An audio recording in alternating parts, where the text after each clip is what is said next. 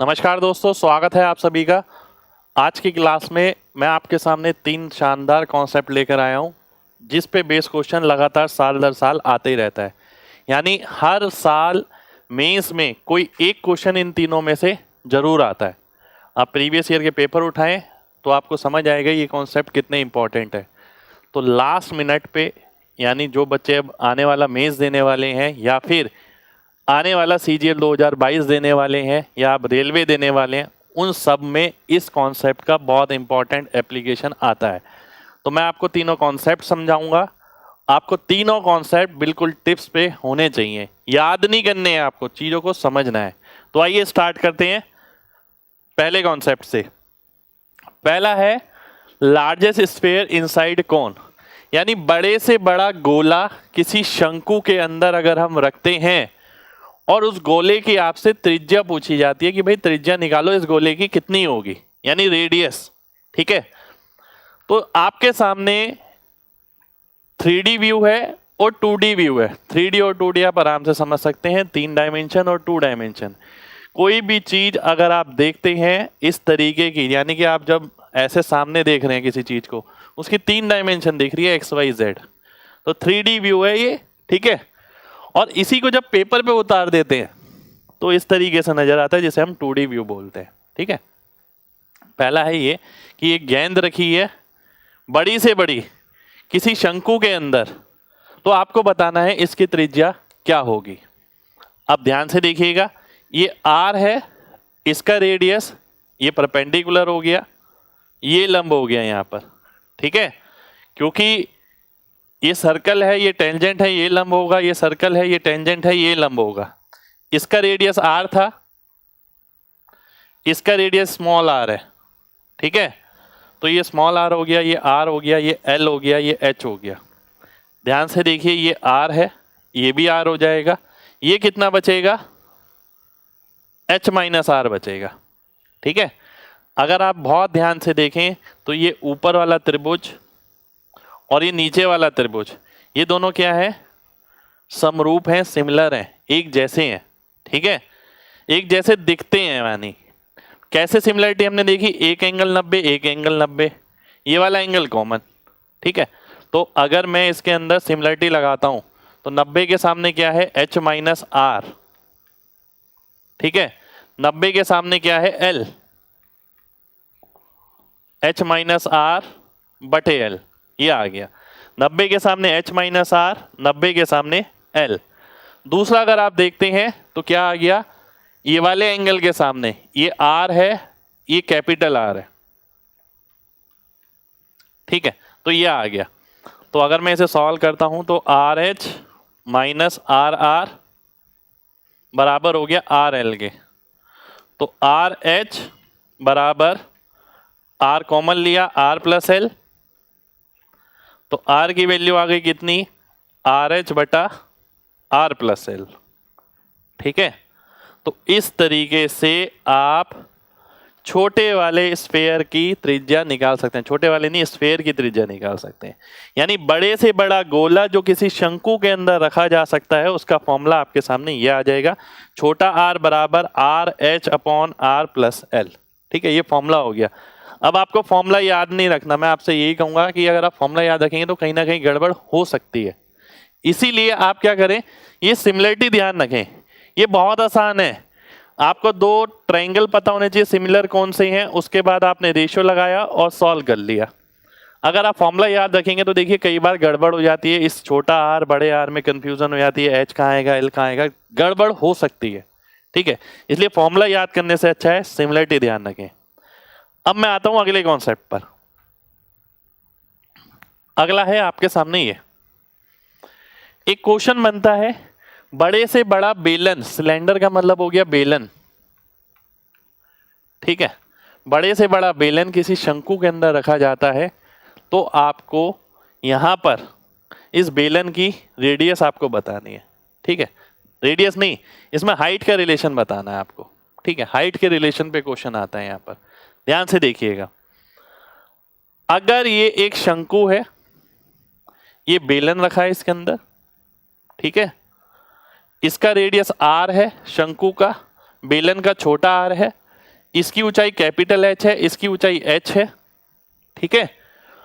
और ये 3D view है, अगर एक पेपर पे उतारते हैं तो 2D ऐसे दिखेगा, अगर आप सिलेंडर को 2D में लेते हैं तो एक रेक्टेंगल सा नजर आ जाता है इस तरीके से, ठीक है।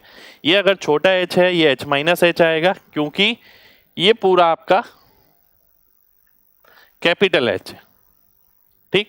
यहां पर भी हम फिर से सिमिलरिटी लगाएंगे, देखिए ध्यान से, ये एंगल 90 है, ये भी एंगल 90 है, ये एंगल कॉमन है तो ये वाला और ये बड़े वाला, ये दोनों समरूप होंगे, सिमिलर होंगे।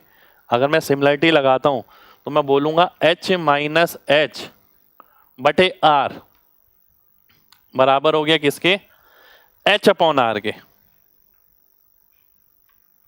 ठीक है। ये h है, ये r है, यानी ये पूरी h और ये r, perpendicular upon base, perpendicular upon base. अब मैं बोलता हूं h माइनस एच बटा h बराबर आ जाएगा r बाय आर के, और इसी को मैं बोलता हूं 1 माइनस एच बटा h बराबर होगा r बाय आर के, और h बाय h की वैल्यू कितनी आ जाएगी, 1 माइनस आर बटे आर, जिसे आप बोल सकते हैं h बराबर हो गया किसके, 1 माइनस आर बटे आर इंटू एच, ठीक है। तो ये आपका फॉर्मूला निकल के आ जाएगा। इसी पे आपका क्वेश्चन बनता है कि छोटा कह रहा हूं, ये जो सिलेंडर है इसकी ऊंचाई अधिकतम कितनी हो सकती है कि बड़े से बड़ा बेलन इसके अंदर, शंकु के अंदर आ जाए। तो वो आपको ये पूरी हाइट दे देगा, इसकी रेडियस दे देगा, इसकी रेडियस दे देगा। आपको बेसिकली क्या करना है, इसकी ऊंचाई निकालनी होगी कि ये h कितना आएगा। तो वो आ गया यहाँ से, ठीक है, वो यहाँ पर है आपके सामने, ध्यान से देखिए, ठीक है, यहाँ पर है आपके सामने। तो h की वैल्यू आ गई 1 minus R upon R into H. इसमें एक क्वेश्चन और बन जाता है, ठीक है, मैं लिख देता हूं यहां पर। कई बार वो क्या पूछ लेता है, वो पूछ लेता है V मैक्स कब होगा, मैक्सिमम वॉल्यूम, वो पूछता है मैक्सिमम वॉल्यूम कब होगा, ठीक है। ये आप ध्यान रख सकते हैं, जब R की वैल्यू 2/3R होती है, इस केस के अंदर वॉल्यूम मैक्सिमम होगा, ठीक है। जब R की वैल्यू 2/3R आएगी, उस केस के अंदर वॉल्यूम मैक्सिमम होगा। अब ये कहां से आया, ये आपका डिफरेंशिएशन का कॉन्सेप्ट होता है जिससे मैक्सिमम मिनिमम निकाला जाता है, ये उससे आया। पर आप ध्यान रख सकते हैं कि भाई जब R की वैल्यू 2/3R होगी तब ये वॉल्यूम मैक्सिमम होगा। दो क्वेश्चन बनते हैं, एक यहां से, दूसरा क्वेश्चन यहां से। आपने देखा पहला, जिसके अंदर हमने देखा एक गोला रखा था शंकु के अंदर, सिमिलरिटी लगाई यहां पर 2D में लाकर, 3D था, फिर से एक बेलन रखा था शंकु के अंदर, 2D में लाए, फिर से सिमिलरिटी लगाई, ठीक है। आंसर याद नहीं किया, मेरे को भी याद नहीं है इसके आंसर, मुझे बस ये पता है कि सिमिलरिटी कैसे लगती है इसमें। आपको भी ये समझना है इस सेशन से कि सिमिलरिटी कैसे लगाई जाती है। याद नहीं रहेगा, वीडियो आज देखेंगे, परसों तक वीडियो निकल जाएगी अगर आप सोचें कि ये याद रहे। पर हाँ, ये जो कॉन्सेप्ट यहाँ यूज किया है हमने सिमिलरिटी का, ये याद रहेगा, ठीक है। चलिए आगे बढ़ते हैं। ये है अगला, ध्यान से देखिए। अगला है बड़े से बड़ा क्यूब, क्यूब का मतलब होता है घन, बड़े से बड़ा घन जो किसी शंकु के अंदर रखा जा सकता है, ठीक है। अब यहां पर एक चीज ध्यान से समझिएगा, इस पे बेस लगातार क्वेश्चन आता ही रहता है। इस पे बेस का इन तीनों प्रॉपर्टी में ऐसा होता है, कभी ये कभी ये कभी ये, ऐसे क्वेश्चन आता है। एक घन रख दिया मैंने इसके अंदर, ठीक है। अब ध्यान से एक बात समझनी है आपको, जब घन आपने इसके अंदर रखा, ठीक है, ये डायग्राम थोड़ा वैसा है, इसको समझिए पहले। तो ये जो किनारे होंगे, ये किनारे नजर आ रहे हैं आपको, ये घन के ये किनारे, ठीक है, ये उसकी सरफेस को टच करेंगे, ठीक है। ये किनारे, ये भी किनारा होगा, ये भी किनारा होगा, यहां पर भी सरफेस जारी होगी, यहां पर भी जारी होगी, ये उसे टच कर रहे होंगे। यानी ऊपर भी मैं एक सर्कल बनाता हूं, अगर इस तरीके से, बात को समझिए, बात को समझिए। यहाँ से सरफेस यूं जा रही होगी, आगे से यहाँ से भी यूं जा रही होगी और पीछे से भी यूं जा रही होगी और यहाँ से भी यूं आ रही होगी। ये कोने जो है इसे यूं टच करेंगे इस तरीके से, ठीक है। अब कोन जो है एक सिमेट्रिकल फिगर है। अगर आप कोन को देखते हैं, आप कहीं से भी देख लें, आप सामने से देखें, आप इधर से देखें, आप यूं देखें, आप इधर से देखें, हर जगह से एक जैसी शेप दिखेगी आपको, ठीक है। फिर उसके अंदर आपने क्यूब रखा। क्यूब भी एक ऐसी फिगर है जो सिमेट्रिकल है, आप कहीं से भी देख लें। क्यूब को अगर मैं यहाँ से देखूंगा तो भी क्यूब दिखेगा, यहाँ से देखूंगा तो भी क्यूब दिखेगा, यानी एक तरीके से सिमेट्रिकल डायग्राम ये बनने वाला है। और इस डायग्राम को अगर मैं टॉप से देखूं, टॉप व्यू, ये भी मैं बना देता हूं यहां पर। तो टॉप व्यू क्या बनने वाला है इसका? टॉप व्यू इसका एक सर्कल बनेगा इस तरीके से, इसके अंदर ये आ गया, ठीक है। यहां तक की बात कर रहा हूं, और अगर और नीचे तक जाऊंगा तो एक सर्कल और बन जाएगा, ये टॉप व्यू बनेगा, ठीक है। ये बीच वाली रिंग वो है जो मैंने यहां बनाई है, ठीक है, छोटी। क्योंकि जब कोन होगा, कोन देखिए कैसे शुरू होता है, कोन शुरू होता है आपका इस तरीके से, ध्यान से देखिए, कोन शुरू होता है आपका इस तरीके से, बड़ा सर्कल, फिर सर्कल पे सर्कल, सर्कल पे सर्कल, सर्कल पे सर्कल, सर्कल पे सर्कल, इस तरीके से बनेंगे, पॉइंट तक बन जाएगा बीच में। तब इसको यूं खींचते हैं तो कोन बन जाता है, और इसी को 2D में ले जाएं तो सर्कल सर्कल सर्कल करके इस तरीके से एक बड़ा सर्कल बन जाता है, ठीक है। ये चीज हमने यहाँ देखी। जब आप इसे ऊपर से देखेंगे तो ये वृत्त है, ये मैंने इस तरीके से बनाया क्योंकि इसकी डायमेंशन हमें निकालनी है, और ये नीचे वाला आ गया। अब ध्यान से समझिएगा, अगर ये x है, इसकी भुजा,